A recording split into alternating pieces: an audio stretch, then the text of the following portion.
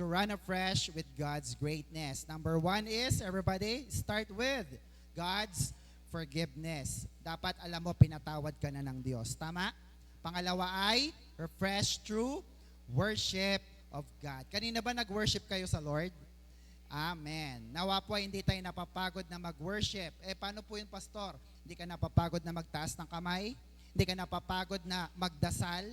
Hindi ka napapagod na pumunta sa church? Hindi ka napapagod na magbigay? At hindi ka napapagod na maglingkod sa ating Diyos na buhay? Kasi may pangako ang Panginoon sa mga hindi po napapagod at naghihintay. Isaiah 40 verse 31. Ano po sabi?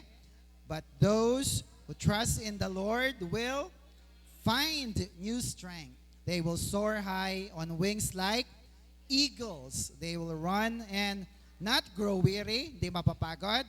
They will walk and not faint. Hindi manghihina kahit maglakad. Amen po ba mga kapatid? So, tatlong level yan. Lilipad, lalakad, at tatakbo, at lalakad. Ano man ang iyong gustong pag-usad, hindi ka mapipigilan kasi naghihintay at nagtitiwala ka sa Panginoon. Amen po ba? Amen. So tanong ko, kailan ka huling totoo na nag-worship sa Lord? Totoo bang nag-worship ka sa Lord? Diba? Ganda ng ating awit, gaya ng dagat, no? Na walang humpay sa pag-alon. Amen po ba mga kapatid? Dapat ganun din tayo magpuri sa Panginoon. Tuloy-tuloy lang. Hanggat may lakas, hanggat meron po tayong buhay, ibigay natin ang papuri at pasasalamat. Huwag nating sayangin ang araw na ito. Amen. Palapakan natin ang Diyos na buhay. So let's continue sa atin pong number 2, how to remember God's greatness. Letter B. Ano po yung nakalagay? Run joyfully. Sabi nga natin, run joyfully. Yan. Tumakbo lang may ano raw?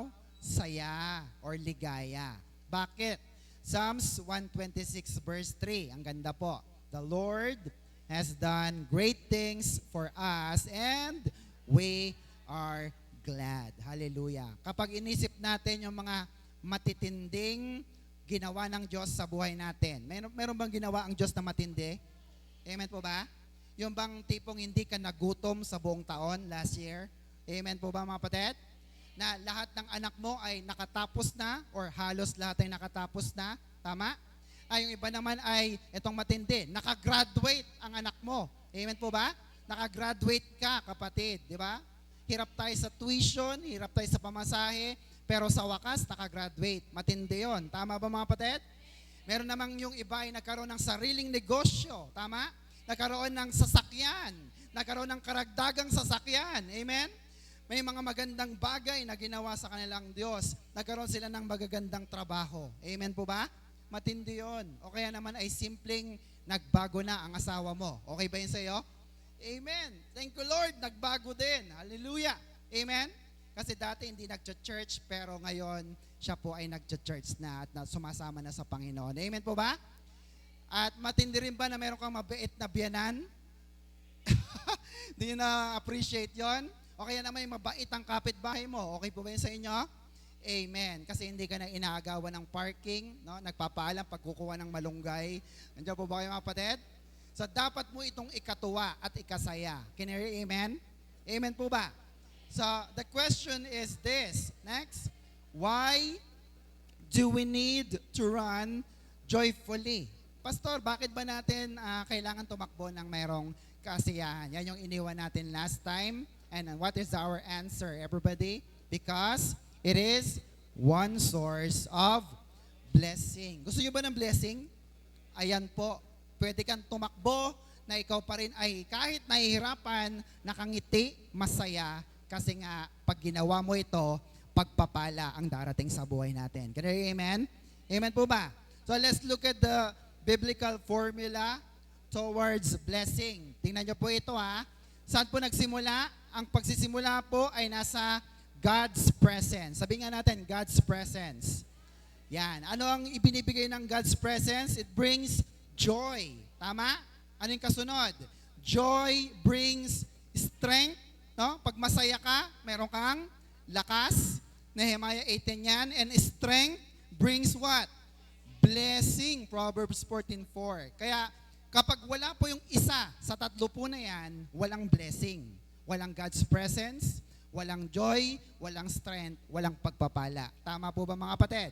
Basahin natin. Psalms 16 verse 11. Sabi diyan, "You will show me the path of life. In your presence is," ano daw? "Fullness of joy. At your right hand, there are," ano? "Pleasures forevermore." Kasiyahan. Magpakailanman. Saan daw po? In your presence. Sa presensya ng Diyos na buhay. Amen? Amen. Sabi pa ng Nehemiah 8:10, ito yung karugtong, "For this day is holy to our Lord. Do not sorrow." Huwag kang malungkot. Bakit? "For the joy of the Lord is your strength." Hindi ka panghihinaan kasi basta masaya ka sa Lord, meron kang kalakasan. Tama? So, may presensya ka na ng Diyos, may joy ka na ng Diyos, ano na lang ang kulang? Anong kulang kanina? Strength or kalakasan. Proverbs 14:4, tingnan nyo. "Where there are no oxen, the manger is empty." Pag walang baka, walang laman ang kural. Tama? Manger. "But from the strength of an ox," what happened? "Comes an abundant harvest." Nakita niyo po yan? Kasi kahit napakarami mong oxen, baka, kung lahat naman sila ay may hina, hindi ka rin aani. Tama po ba mga kapatid? Pero kung ang lahat ng iyong alaga ay malalakas, sabi diyan, it comes with abundant harvest. Maraming pagpapala ang darating sa atin. Nakita niyo po yun mga kapatid? So again, silipin natin yung formula para po magkaroon ng pagpapala.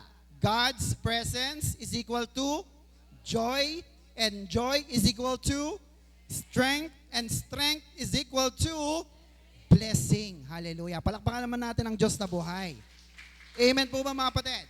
So kung gusto mo talaga ng tunay na pagpapala, magsimula ka sa presensya ng Diyos, sa kasiyahan mo sa paglilingkod sa Diyos, kalakasan na binibigay ng Diyos, at ikaw ay pagpapalain niya. Next, by knowing God's greatness, then we have hope to recover and continue our journey in life and run joyfully. Kasi yung iba, ayaw na magpatuloy sa buhay eh. Ayaw nang pumunta sa kanilang journey sa buhay. Pero pag naisip mo, nalaman mo na ikaw nga ay merong Diyos na dakila, pwede ka nang tumakbo ng merong kasiyahan at nakangiti. Can you hear? Amen?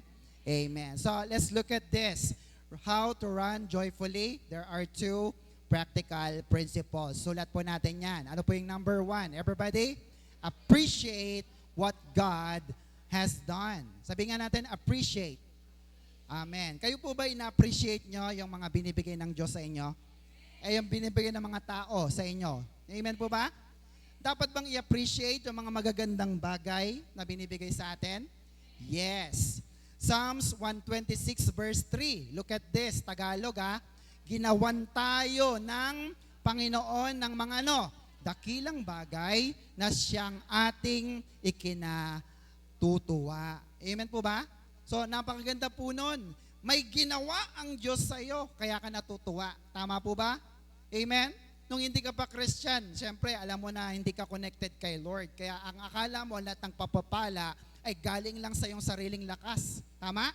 Amen po ba? Strength lang. Wala kang joy, wala kang God's presence. Pero nung makakilala ka sa Panginoon, dinagdagan mo ng pagpapala ng Diyos at ikaw ay pinagpala ng tunay. Shout amen. Palapakan natin ang Panginoon. So ang tanong ko ay ito. Next, may ginawa na bang matindi ang Diyos sa buhay mo? Isipin mo yan mga kapatid. Amen po ba? Yung mga bagay na hindi ka panipaniwala. No? Yung bang nakaka-believe o kaya ay tuturing mo na milagro sa iyong buhay. Ang tawag po dyan ay favor or grace. Sabi nga natin favor. Grace or biyaya. Amen? Ano po bang grace? It is something we don't deserve. Hindi para sa'yo dapat. Pero still, it was given anyway sa ating mga buhay. Tama ba mga kapatid? Kaya kahit hindi ka nga dapat pagpalain ng Diyos, dahil mahal na mahal ka ng Diyos, binibigay niya ang pagpapala na para sa iyo. Amen? Amen. So, kung naisip natin ang mga matitinding bagay na yan, pwede kang tumakbo na merong kasiyahan. Amen? Amen. Next, God has a habit of immortalizing all He has done for His people. Sa Tagalog po, ang Diyos may ugali po ang Diyos na yung kanyang mga pinaggagawa sa kanyang mga tao ay ipinapaalala niya. Sabi nga natin, immortalizing. Yan. Ang ibig sabihin po nito, other synonym ay commemorating, ano pa, celebrating, eternalizing, pangmatagalan, preserving, what else? Exalting sa Tagalog. Ayan, alam niyo na. Para maalala ng matagal. No? Kagaya po nung sino nakapanood sa inyo ng Moana, yung Disney na movie. Si Maui, di ba, yung sa kanta niya na You're Welcome, di ba? Pinaalala ni Maui lahat ng kanyang mga ginawa. Sinong nag-harness ng araw, sabi niya. Sinong tumali ng hangin para magkaroon ng hangin ang inyong mga palayan. Amen po ba mga kapatid? So, ipinakita niya doon ang lahat ng kanyang mga pinaggagawa sa mga villager. But Maui is just a demigod. Ibig sabihin, half man, half God, or semi na Diyos lamang siya. Tingnan nyo, hindi pa siya tunay na Diyos ha. How much more ang ating Diyos na buhay. Kapag may ginawa siya kay Gani, sigurado na ipapaalala ng Diyos ang magagandang bagay na yan para hindi natin makalimutan. Can you amen? Ganon din sa atin. Amen po ba? Palapakan natin ang ating Diyos na buhay. Kaya sabi nung kantang You're Welcome, what can I say except you're welcome? No? Thank you. Hindi ka pa nga nagti-thank you, you're welcome na anak. Kasi alam ko, inaalala mong mabuting gawa ng iyong Diyos na buhay. Amen po ba mga kapatid? So, sa dictionary, ang ibig sabihin po ng immortalizing or immortalize is deserving to be remembered forever. Tanong, may naalala ka ba na ginawa ng Diyos na mabuti sa'yo? Meron po ba mga kapatid? Amen. Isa na nga lang dyan sa mga nag-aaral yung nakagraduate. Tama ba mga kapatid? Sa mga mayroon pong mga negosyo, yung bang hindi buong taon iningatan ng Diyos ang inyong mga pagpapalang negosyo. Can you amen? Sa mga nagtatrabaho, hindi ka natanggal. Bagkos ikaw ay na-promote pa. Tama ba mga kapatid? Amen. So sige, palapakan natin ng Diyos. Yung mga nanay na nasa bahay, hindi nauubusan yung bigas. Laging may ulam. Pag tumingin sa kanyang tukador, laging may dilata. Hello, nandiyan po ba yung mga kapatid? Amen. So ang sabi ng Diyos, ganito, next. God said, don't forget. Amen po ba mga kapatid? Sinasabi niya ito sa lahat ng kanyang mga tao, sa lahat ng kanyang mga anak. And one of the things na pinapaalala niya lagi in the Bible is the circumcision or pagtutuli, Passover, kung saan sila iniligtas ng Diyos sa kamatayan, Pentecost, kung saan bumaba ang banal na spirito, and what else? The Holy Communion. Ito po yung inaalala natin. Hindi natin ito pinapaliban, bagkos laging inaalala ng Diyos, diligtas po tayo. Amen po ba mga kapatid? So sabi ng Panginoon, next, don't forget. Why? Because we, including me, we people tend to forget. Yung tila ba parang naa-amnesia. Tama ba mga kapatid? Sabi ng iba, Lord, bigyan mo lang ako ng trabaho. Maglilingkod ako sa'yo. Aba, nung nagkatrabaho, Lord, pagod na ako. Pasensya na. Hello? Lord, pag-abroadin mo lang ako. Talagang ibibigay kong para sa'yo. Ay, nung naka-abroad, asa na? Hello? Makapag-asawa lang ako, magkaroon lang ako ng anak, maglilingkod ako sa iyo, and so on and so forth. People tend to forget. Can I hear amen? Amen po ba? Na amnesia. Meron bang tinatawag na memory failure? Amen po ba? Ano-ano po ba yung mga madalas na nakakalimutan ng mga tao? Tumingin po ako sa isang website, sa Faces Magazine. There are 5 top things na nakakalimutan ng tao. Yung una daw, taking out garbage. Pang-Amerikano kasi, no? Nakakalimutan lang ilabas ang basura. What else? Passwords. Yung mga password nyo, naalala nyo? Nakalimutan ko na. Returning calls. Tapos sabi niya, tatawag ako ulit sa'yo. Hindi naman na tumawag. Ni nag-text, hindi na. What else? Charging phones. Kayo ba yung nakapag-charge ng phone? Amen? Kung ang phone mo nga china-charge mo, dapat ang spiritual na buhay mo, china-charge mo rin. Kaya salamat kasi narito ka ngayon. Palapakan mo ang Diyos na buhay. Ayan. So, yun yung mga ilan na top 5. Pero, hindi na isama doon yung makakalimutan mo yung pangalan tsaka yung utang. Tama ba mga kapatid? Buti na lang. Ibig sabihin, nababayaran mo. At ibig sabihin ay natatandaan mo ang mga kausap mong tao. Can you hear amen? Amen po ba? So, wag mong kakalimutan ang mga bagay na iyan. Can you hear amen? Amen. So, things forgotten. Look at this. Bukod po sa dahil nagkakaedad ka na, o kaya naman ay Yung iba, alcoholic, pala inom, o kaya yung iba, inom ng gamot, merong side effect po yan, nagiging makakalimutin ng tao. And forgetfulness arises from three common reasons. Ito po, nasa screen natin. Ano po yung pinaka top 3? Stress. Ikaw ba yung na-stress? Yung bang, gawin mo to. Tapos pagdating doon sana, gawin mo yan. No? Teka lang, isa-isa lang. Nakaka-stress. So you tend to forget. What else? Depression. Alam mo yung parang lungkot ka na. Kaya akala mo ba hindi ka pinakain ng Diyos ng buong taon? Kaya kung magtampo ka, gano'n na lang. Kanya po ba yung mga kapatid? Amen? Nadidepress ka, nalulungkot. What else? Lack of sleep. Ayan, lalo na po sa mga mahilig mag-cellphone sa gabi. Kaya paggising sa umaga, Lord, tinatamad ako. Bakit?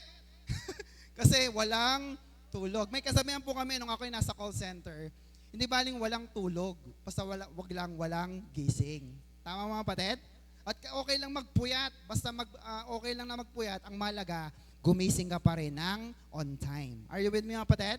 Amen. Pero huwag nyo naman gagawin na kapag kulang kayo ng tulog, pumasok sa church, at paglabas nyo ng church, kompleto na. Ha? Ibig sabihin ano? Natulog sa church. Andiyan po ba yung mga kapatid? Matulog kayo sa mga bahay ninyo, huwag sa tahanan ng Diyos. Shout amen. Palapakan natin ang Diyos na buhay. Are you with me mga kapatid?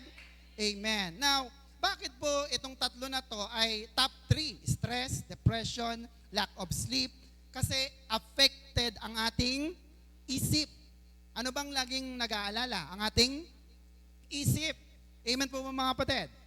Itong ginagawa lagi ni Satanas sa mga Kristiyano, kagaya mo at kagaya ko, para out of focus ka kay Lord, para wala ka ng time sa Diyos, anong gagawin niya? Aalisin niya yung magagandang bagay na ginawa ng Diyos sa iyo. Ano yon? I-stressing ka ng demonyo, i-depress ka ng demonyo, at hindi ka niya patutulugin. Sige, magtrabaho ka, mag-Dota ka, mag-ML ka, bahala ka. Andiyan po ba yung mga kapatid? Are you with me mga kapatid? Amen. Kaya dapat, iwasan natin yan. Sabi sa katabi, iwasan mo na yan. Alalahanin mo ang magagandang bagay na ginawa ng Diyos. Shout amen. Palapakan natin ang Panginoon. So let me just share with you 3 things. How to minimize forgetting. Gusto niyo po bang masolusyonan ang pagiging makakalimutin? Amen? Sabi ng www.verywellmind.com. Number 1, ano po yon? Nag-exercise ba kayo? Yung iba po, ang barbell niya, kutsara na lang talaga. Yun na lang exercise. Hello? Mag-exercise. Number 2, plenty of sleep. Matulog ng matulog. Mga kabataan, matulog kayo ng matulog. Pag nagtatrabaho na kayo, konti na lang tulog nyo. Tama ba? Huwag nyo ubusin ngayon. What else? Number 3, rehearse information. Ulit-ulitin mo yung verse na kinakabisado mo. Ulit-ulitin mo yung cellphone number na kinakabisado mo. Amen? Mga lessons na inaaral mo sa school. So you won't forget. Number 4, ano yon? Write it down. Tingnan mo ang katabi mo. Nagsusulat ba? Sa kabila naman. Amen po ba mga kapatid? Bakit? No? Para hindi mo makalimutan, isulat mo. Kaya nga dito sa church, lagi nating sinasabi, magsulat sapagkat daig ng mapurol na lapis ang matalas na isip. Tama po ba mga kapatid? Amen? Yung sinasabi ko ngayon, makakalimutan mo. Pero yung mapurol na lapis na sinulat mo kanina, bumabakat hanggang sa likod. Tama ba mga kapatid? Kaya hindi mo ito nakakalimutan. Isa pa, bakit may daily journal? Bakit nga po ba mga kapatid? Kasi ito yung babalikan mo sa araw na lugmok ka na sa buhay. At makita mo, yung journal mo, sabi mo, Lord, maglilingkod ako sa iyo. No? Ibibigay ko sa iyo ang nararapat. Lagi ako magpupuri sa iyo. Kailan mo sinabi yon? Nung masaya ka. Pero nung malungkot ka na, wala kang mabalikan. Are you with me mga kapatid? Kaya sabihin sa katabi, mag-journal ka. Palapakan natin ang Diyos na buhay. Are you with me mga kapatid? Maraming magaganda at dakilang bagay ang ginagawa ng Diyos sa buhay natin. Amen?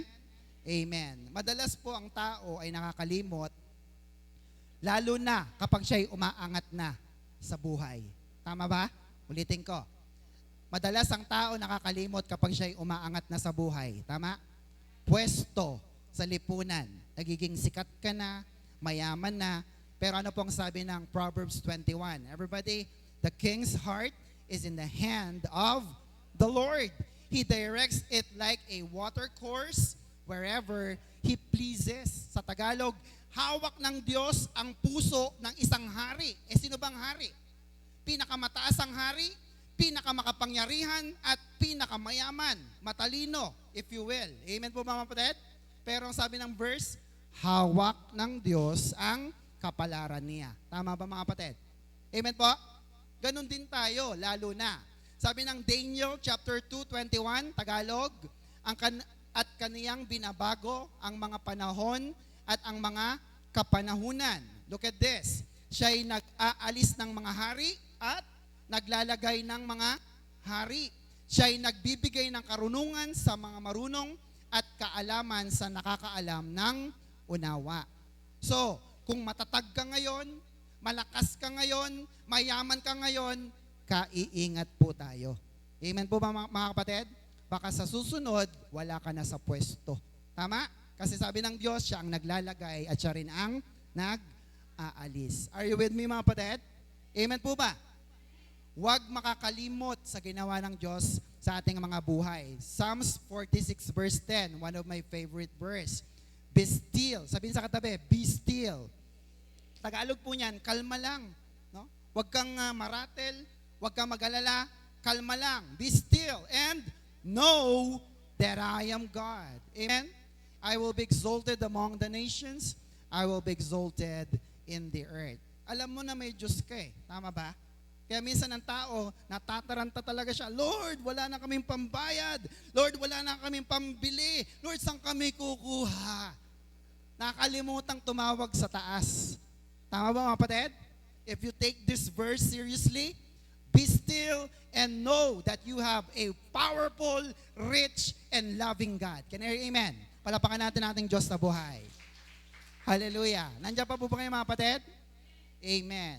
Naalala ng mga Israelita ang bayan ng Diyos na ginawa ng Diyos sa kanila at pinalaya sila sa pagkakaalipin mula sa mga bansa at pinalayas din sila sa sarili nilang bayan. Pero anong naging resulta?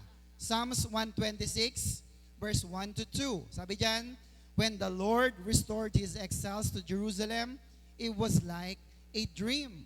Verse 2, we were filled with laughter and we sang for joy.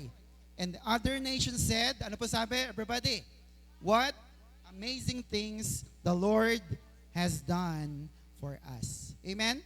Sabi ng mga Israelita, parang panaginip lang. Grabe ang ginawa ng Diyos sa amin. Bakit? Bumalik ang mga pinalaya sa sariling bayan at tinanggap silang muli at binigyan pa ng maraming kayamanan ng Panginoon. Amen? Kaya sabi ng mga ibang bansa, what amazing things the Lord has done for them. Tingnan nyo, nabalitaan pa ng ibang bansa ang ginawa ng Diyos sa kanila. Kaya anong resulta? Pinapurihan ng ibang mga tao ang buhay na Diyos. Can I hear amen? Amen po ba? Ikaw, tatanungin kita. Ikaw ba ginawang ka na ng napakagandang bagay ng Diyos? Meron po ba mga kapatid? At dahil ginawang ka ng maganda ng Diyos, napapakanta ka ba? Na parang bang, napapatalong ka pang Hello, nandiyan ba kayo mga kapatid? Yung feeling mo, daig pa yung sinagot ka ng crush mo. Naalala nyo yun, ng mga high school, college? Hello? Nandiyan po ba yung mga kapatid? Ako po, honestly, naramdaman ko po ito nang bigyan ako ulit ng panibagong blessing. Amen ba mga kapatid? Para magamit sa ministry. At nung ako po'y nakasakay, sabi ko, Lord, it's a dream come true. Grabe ka, Panginoon. Amen po ba mga kapatid? At sabi ko, hindi ako makapaniwala. Grabe talagang ginawa mo, Panginoon. Kaya lalo ako magsisipag para sa iyong kapurihan. Shout amen. Palapakan natin ang Diyos sa buhay. Pagka pinagpapala ka, nagti-thank you, Lord ka ba? Nakakalimutan mo mag-thank you sa Lord. Dapat lagi tayong nagti-thank you. Amen po mga kapatid? Kapag ginawa natin yon, ang pagkatiwalaan sa maliit ay pagkakatiwala ng Diyos sa malaki. Tandaan niyo po yun mga kapatid. Amen po ba?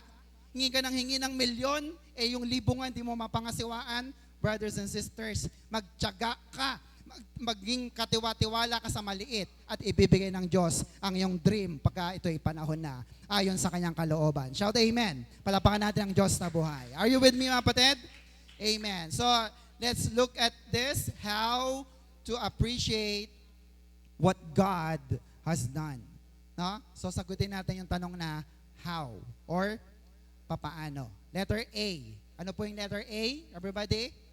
By simply saying it. Simple lang. Pag pinagpala ka ng Diyos, sabihin mo ang pagpapala ng may pasasalamat. Amen po ba, mga kapatid?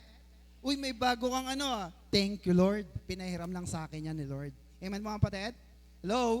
Say it. Sabi sa katabi, say it. Sabihin mo.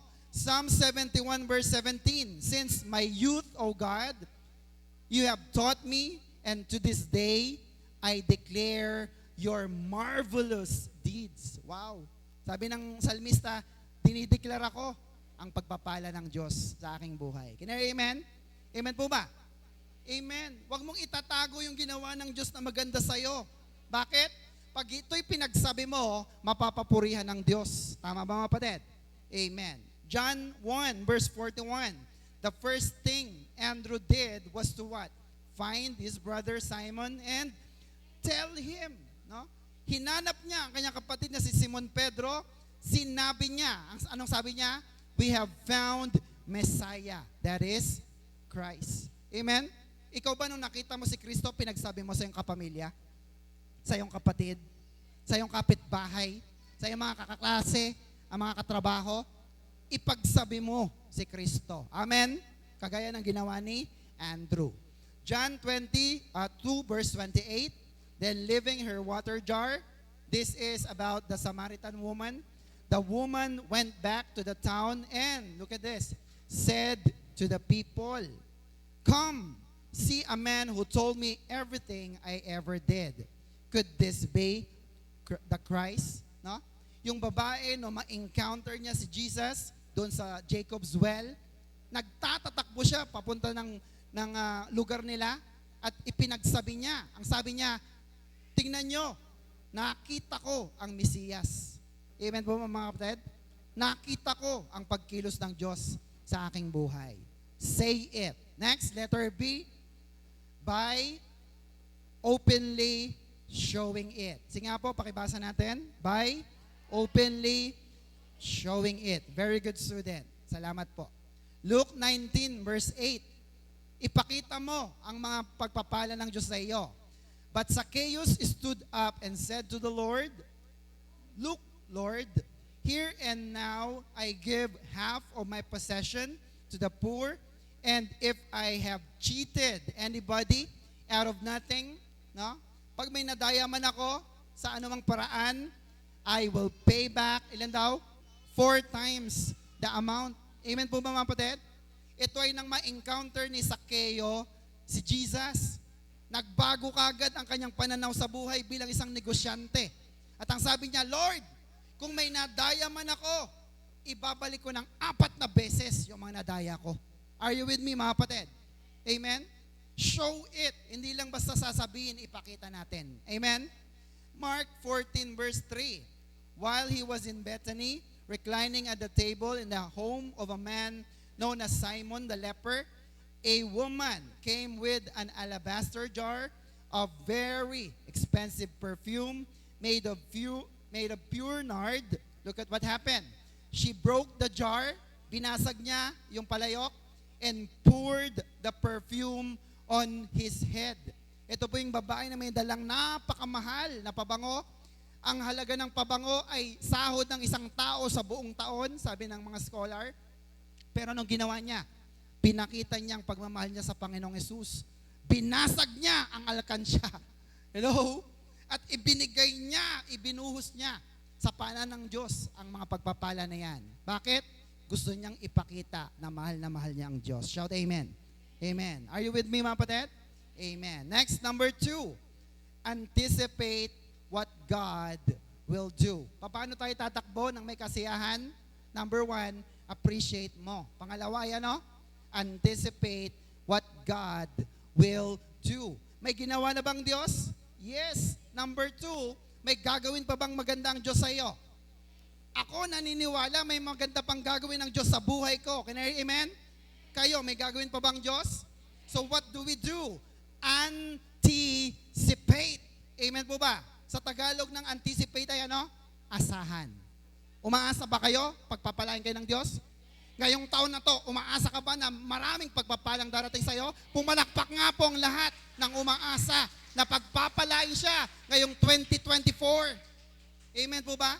Kalagitnaan pa lang ng taon, ayan, hinahabol ka na ng pagpapala. Are you with me? Anticipate what God will do. Psalms 126 verse 4 to 6. Everybody, restore our fortunes, O Lord, like streams in the Negev. Those who sow in tears will reap with songs of joy. He who goes out weeping, carries seed to sow, will return with joy with songs of joy, carrying sheaves with him. No? May ani na siya at masayang-masaya siyang babalik. Yan ang magagandang mangyayari sa lahat ng umaasa sa tulong ng Diyos. Amen po ba? Yung bang pagka galing mo sa church, malungkot ka, nung umuwi ka na mula sa church, masayang-masaya ka na. Amen po mga kapatid? At may dala ka pang maraming pagpapala na salita ng Diyos. Amen? Amen. Sa mga ayaw namang sumunod sa Diyos, meron din po silang dapat asahan sa Diyos. Ano po yon? Psalms 89 verse 30 to 32. If his son forsake my law, ayaw sumunod, and do not follow my statutes, if they violate my decree and fail to keep my command, ayaw sundin ang utos. Verse 32, what will happen? I will punish their sin with the rod, their iniquity with flogging or whipping. No? Ang Diyos ay marunong magpala, pero marunong din siyang magpalo. Tama po mga kapatid? Anong gusto natin? Pagpapala o pagpapalo? Pagpapala. Tama po ba mga kapatid? Kaya dapat po sumunod tayo sa ating Diyos na buhay. Amen mga kapatid? Amen. Psalms 89 verse 33 to 34. Sabi ng Panginoon, but I will not stop loving David. Palitan mo yung pangalan na David ang pangalan mo. But I will not stop loving Gani, Versosa, or fail to keep my promise to Gani, Versosa. I will not break my covenant with him or take back even one promise I made him. Amen po ba? Yan ang pangako ng Diyos sa mga pinangakuan niya. Amen po ba? Pag pinangako ng Diyos sa'yo, asahan mo, darating ito at hindi ito magtatagal. Shout amen. Palapakan natin ang ating Diyos na buhay. Tanong, may promise ba sa'yo ang Diyos? Anong mga Bible verses ang pinangahawakan mo? Pangako ng Diyos na pinangahawakan mo. Amen po mga kapatid? All you have to do is stand and continue to dwell in the presence of the Lord para mapunta sa atin ang pagpapala na yan. Amen po ba? So we need to learn to apply the word. Next, ano pong salita yan?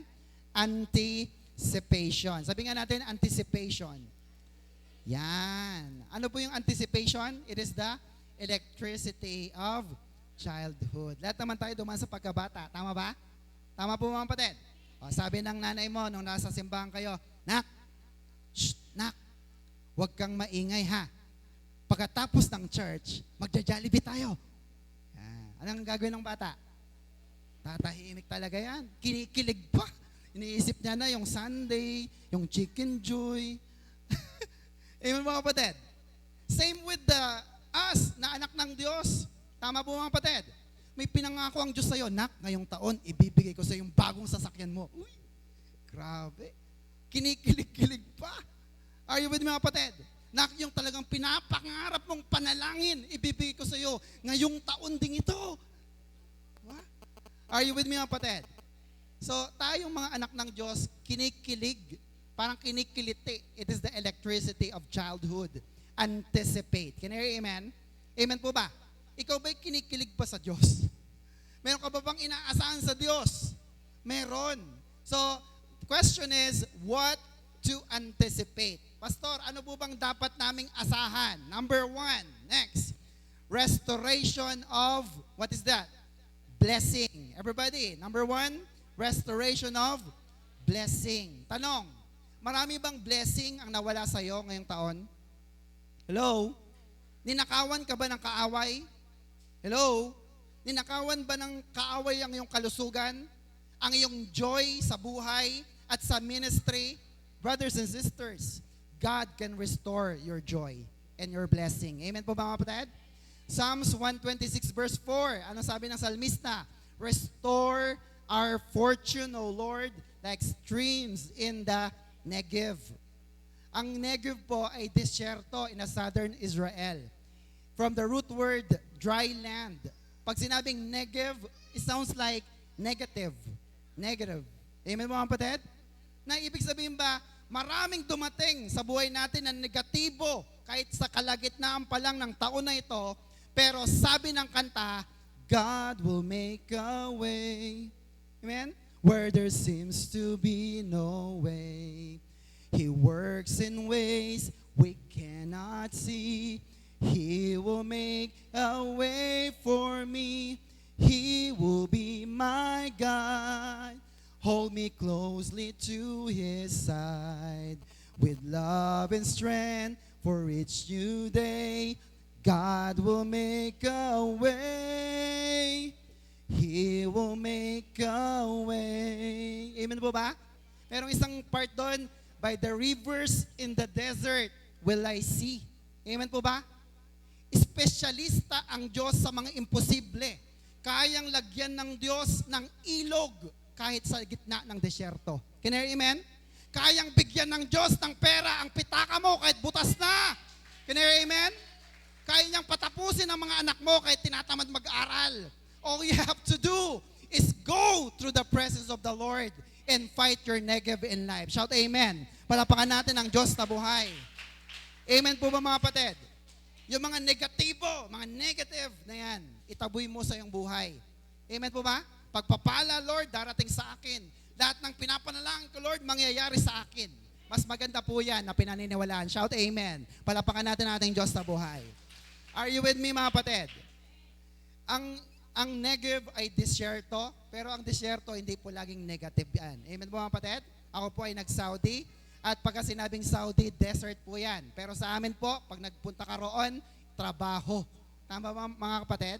Ibig sabihin, mayroong pagpapala ang Diyos kahit dumating man ang mga negatibo sa ating buhay. Shout amen. Amen po ba? Sapagkat alam ng Diyos, sinusubok niya kung gaano katatag ang iyong damdamin. Kung gaano ka katalino kapag binigyan ka na ng milyones. Amen po ba? Kung gaano ka kagaling mag-drive pag binigay na sa'yo ang pinakamimithi mong sasakyan. Are you with me mga kapatid? Mamaya bigay sa'yo, bangga mo lang eh. Sayang naman. Are you with me mga kapatid? Hello? Ang Diyos kayang gawin ang lahat ng imposible. All we have to do is trust in the Lord. Shout amen. Palapakan natin ang Diyos sa buhay. Amen po ba mga kapatid? Brothers and sisters, mabigat man ang problema natin. Meron pa ba kayo mabigat na problema? Mahirap man ang mga pagsubok natin. Hindi mo man makuha ang mga gusto mo, feeling mo ay wasak ka na, kaya kang restore ng Diyos. Amen po mga kapatid? Bibigyan kanya ng panibagong blessing. Yung blessing niya ngayon, panibago ang ibibigay niya na mas maganda. Tama po ba? Why? Next, God can restore you. Never give up. Do you believe that? Amen po ba? Amen. So, balikan natin yung restoration na nangyari sa buhay ni Job. Kilala niyo po si Job? Di ba dumaan siya sa napakaraming problema. Tama po ba mga kapatid? Ano nangyari sa kanya nang dumanas siya ng matitinding problema? Napagtagumpayan niya ito at ganitong ginawa ng Diyos. Job 42 verse 12 to 15. Everybody, malapit na po tayo matapos. The Lord blessed the latter part of Job's life more than the first. Hinto tayo. Tingnan nyo matanda na si Job. Pero yung huling yugto ng buhay niya, the latter part of his life, pinagpala siya ng sobra ng Diyos. Amen po mga kapatid? Naging tapat kasi siya. Next, sabi diyan, he had 14,000 sheep, 6,000 camels, 1,000 yoke of oxen, 1,000 donkeys, and he also had 7 sons and 3 daughters. 14, the first daughter he named Jemima, the second Kesha, and the third Keren Hapok. So ilan yung anak niyang babae? 3. Ano po ang kanilang mga itsura? Verse 15, nowhere in the land were there found women as beautiful as Job's daughter. Na? Yung kanyang 3 anak na magaganda, na mga babae ay napakagaganda. Bakit? Mas gaganda pa ito. Tingnan niyo po yung kasunod. And their father, look at that, granted them an inheritance along with their brothers. Tingnan mo maganda na, mayaman pa. Amen po ba mga kapatid? Makikita mo na si Job talaga ay napakayaman kasi ang custom ng mga Hudyo, ang binibigyan lang ng mana, mga lalaki. Pero sa dahil napakadami ng kanyang kayamanan, kahit yung mga anak niyang babae, binigyan niya ng mana. Are you with me mga kapatid? Amen po ba? Gusto mo ba lahat ng anak mo may mana? Amen. Magtiwala tayo sa Panginoon. Shout amen. Amen. Next, number 2. Ano pang re-restore ni Lord sa atin? Restoration of life. Panunumbalik ng iyong buhay. Amen po ba? Buhay mo sa trabaho, buhay mo sa iyong pamilya, buhay mo sa ministry, at sa sarili mo. Are you with me mga kapatid? Psalms 126 verse 5 to 6. Those who sow in tears will reap with songs of joy. He who goes out weeping, carries seed to sow, will return with songs of joy, carrying sheaves with him. May dala na siyang ani. Amen po ba? Lagi kang umiiyak, problemado sa buhay, tulala ka kasi malungkot ka. Brothers and sisters, God can restore you upang pagpalain niya ang iyong buhay. Shout amen. Palapakan natin ang ating Diyos na buhay. God can restore your life back. Amen po ba? Nasa tingin mo, parang Lord, wala na akong pag-asa. Last year, ganito rin. Kalahati na ng taon, ganito pa rin. Brothers and sisters, huwag kayong mawawala ng pag-asa. Meron pong buhay sa Diyos na buhay. Amen? Amen. Joel 2, 25 to 27. Ito po nung college pa lang po ako, paborito ko na po ang verse na ito. Kasi naghahanap ako ng pangako ng Diyos na gusto kong panghawakan. College po ako noon. At itong binigay niyang verse sa akin. Joel 2, 25 to 27. Look at this. And I will restore or replace for the years that the locust has eaten. No? Sa Tagalog, gani, lahat ng mga nawala sa iyo sa taon na lumipas at sa taon na ito, na kinain ng mga balang, ibabalik ko sa iyo. Maganda ba yun mga kapatid? Amen? Kung nalugi ka man sa taon na yon, ibabalik ng Diyos ang lahat ng nawala sa iyo. Amen po ba mga kapatid? Hopping locust, the stripping locust, and the crawling locust. My great army which I sent among you. No? Pag sinabi pong locust, ito po'y balang. It represents pagkalugi. No? Kayo ba'y nalugi? Kayo ba'y nagkaroon ng salot, malas, or misfortune, or even disaster sa inyong buhay at hanap buhay? Meron po ba mga kapatid? Nangako ang Diyos sa Joel 2:25, I will restore or replace for the years that locusts have eaten. Amen po ba? Papalitan ng Diyos, ibabalik ng Diyos yung nalugi sa iyo. 26, and you shall eat in plenty, di ka na magugutom, be satisfied, and praise the name of your God who has dealt wondrously with you. And my people shall be put to shame. 27, you shall know, understand, and realize that I am in the midst of Israel, and that I am the Lord, am your God, and there is none else. My people shall never be put to shame. No? Ibabalik ng Diyos lahat ng taon na nawala sa atin. Masaya po ba kayo doon? Amen? Yung nalugi ka, papalitan ng Diyos ng bagong blessing para hindi ka mapahiya. Yan bang anak ng Diyos? Yes. Ang anak ng Diyos laging umaasa sa pagpapala ng Diyos. Shout amen. Palapakan natin ng Diyos sa buhay. Last 3 verses, Lamentation 3, 22 to 23. The Lord's loving kindness indeed never cease, for His compassion never fail. 23, they are new every morning. Great is your faithfulness. Amen po ba? Bawat umaga, di ba sabi nga nila, bawat gising is a blessing. Tama po ba? Kaya bawat umaga, ang Diyos laging may bagong pagpapala sapagkat tapat ang Diyos na nangako. Amen po ba? Kaya sabihin sa katabi, next, I can do it. Sabihin sa katabi, I can do it. Sabihin mo sa sarili mo, I can do it. Basta never give up. Amen po ba? Kasi pag nag-give up ka na, wala na. Never quit. Bakit hindi ka magko-quit? Philippians 4:13, alam na alam natin. For I can do everything, thank you, with the help of Christ who gives me strength I need. Kaya mong gawin ang lahat ng bagay kasi tinutulungan ka ng Diyos ni Kristo para palakasin ka. Amen? Last verse na po natin, Philippians 2:13. Everybody, lahat po. For God is working in you, giving you the desire to obey Him and the power to do what pleases Him. Amen po ba? Nasa iyo na ang Ama natin sa langit. Sino yun? Si God. Kumikilos siya sa iyo, sa loob mo. God is working in you, sa iyong born again spirit, giving you the desire. Ayaw mong maglingkod, binibigyan ka niya ng desire. Sige, maglingkod ka na, anak. What else? The power. Hindi ko kaya, Lord. Kaya mo, anak. To do what pleases Him. Amen po mga kapatid. Kaya kang palakasin ng Diyos. Uudyokan ka niya. Bibigyan ka niya ng kapangyarihan para makausad ka sa iyong problema. Amen po ba? Amen. So, meron po akong isang video dito. Pakiplay nga. Si Derek Redmond. I hope na may audio yan. Pero kung wala man. Napanood nyo na to, siguro to sa YouTube. Ito po yung isang mama na tumakbo and represents their country. At along the way po ay nagkaroon siya ng yung litid niya sa kanyang paa ay napatid. Pero hindi pa rin siya tumigil sa pagtakbo. Tama ba mga kapatid? At nung siya tumatakbo, pinipigilan na siya ng mga nagpapasimuno ng palaro. Pero ayaw niyang tumigil. And out of the crowd, meron pong isang malaking mama na punta po mismo doon sa racetrack at siya po'y tinulungan at inakbay niya ang kamay ni Derek at patuloy po sila na tumakbo magkasama. Yung pala, yung mama na yon ay ang kanyang tatay. Amen po ba? At ang sabi ng tatay niya, anak, hindi mo na kaya.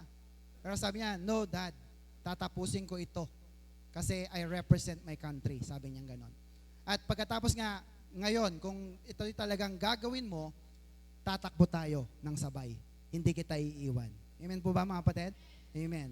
Now, to cut the long story short, sabi po dyan, Derek Redmond may not have finished first place, of course, but he managed to finish his race despite the pain and tears. He is determined to give his all, motivated by love so strong of a father who picks him up when he falls. Amen? So nagkaroon man siya ng problema, pero hindi siya iniwan, hindi siya pinabayaan ng tatay niya, kaya natapos niya ang kanyang karera sa kanyang buhay. Shout amen. Palapakan natin ang Diyos sa buhay.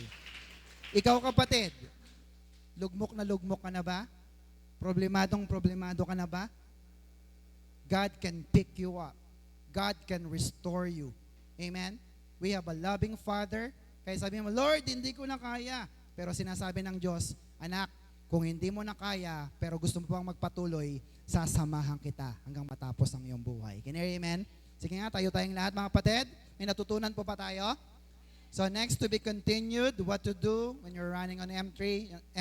Number 3, living under the blessings of God. No? Count your blessing. Name them one by one. At kapag binilang mo ang iyong pagpapala, siguradong lalakas ka. What is our Macarius challenge, everybody? Run joyfully while remembering God's greatness. Sa pa po? Run joyfully while remembering God's greatness. Let us pray. Panginoon, salamat po sapagkat kagaya po ng aming natutunan, hindi po kami exempted sa problema.